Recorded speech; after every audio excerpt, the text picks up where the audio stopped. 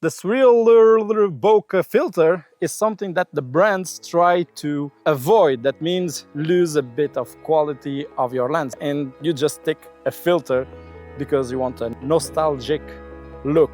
This one actually looks a little bit like an Helios lens. And today I'm going to answer a few questions about this filter, like how many stops of light I lose using this filter, how much will affect the autofocus, and all of that. Let's do this. Neck to touch. And to test that, we have a beautiful Odelia just over there to be today's model. Let's shoot. One of the main things that when you use a filter like this is try to use as wider aperture as you can. The smaller the number, the better. We're gonna use 1.8 and then compare it something like f8 to see the difference. Go f2.8 or higher.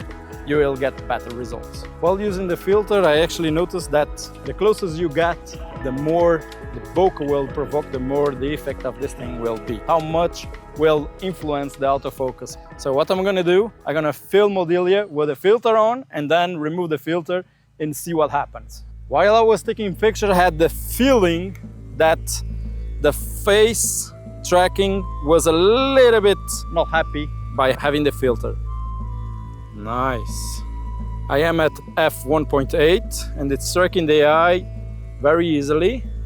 There is some moments that it's out of focus, but we're gonna test without the filter on to see if it's just the lens and the camera that doesn't keep up, or the filter is helping not focus as I think it should.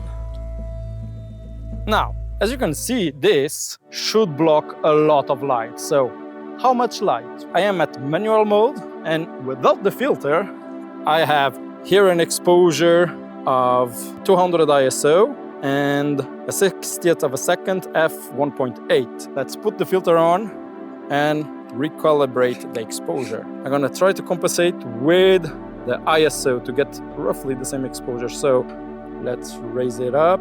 400. Looks like it only lost one stop of light. That is quite impressive. I was waiting that I would lose a little bit more light, but no. Which is the best field of view? I am with a 35 millimeters. I'm gonna try with a 15 millimeters and 85 millimeters. Let's see what you're gonna get.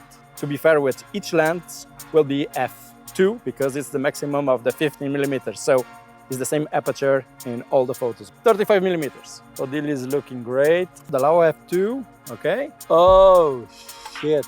And we can see a problem here is that I am actually seeing the filter itself.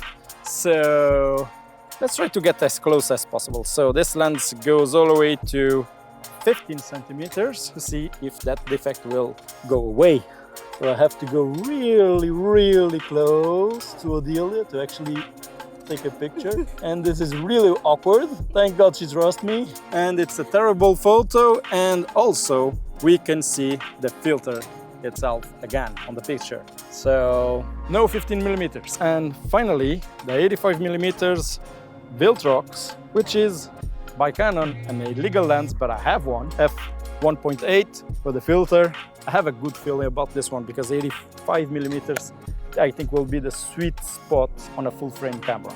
Okay, let's do this. I like the effect that it has in the background, but I think the 35 millimeters is the better spot because as you can see, the bokeh looks like circles. I'm gonna go a little bit further from Odelia because I am extremely in portrait right now. And let's try to photograph in a low angle to have a bit of lights showing up. Yes. So no, I was wrong about this lens. The 85 millimeters is not a good idea with this thing. So around 50 millimeters and 35 millimeters is the sweet point to have a really beautiful and Swirly Bokeh with this bad boy. But if you want to see another video with Odelia, just click here, or here, or here, somewhere. Click there. It'll be worth it.